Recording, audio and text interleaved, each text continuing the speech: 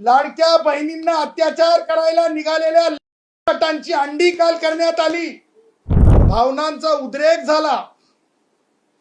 काल ज्या प्रकारे सडन प्रोव्होकेशन लाडक्या बहिणींच्या सन्मानार्थ, लाडक्या बहिणींच्या संरक्षणार्थ अशा साठांना त्यांची अंडी करावी करण्यात आली। काल ज्या प्रकारे आपण माध्यमांनी दाखवलं,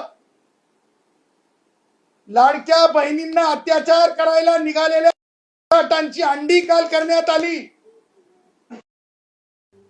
आणि हे आपण दाखवत असताना आपल्या समक्ष या सगळ्या बाबी कायदेशीर प्रक्रिया पूर्ण होऊन याव्यात हा उद्देश होता।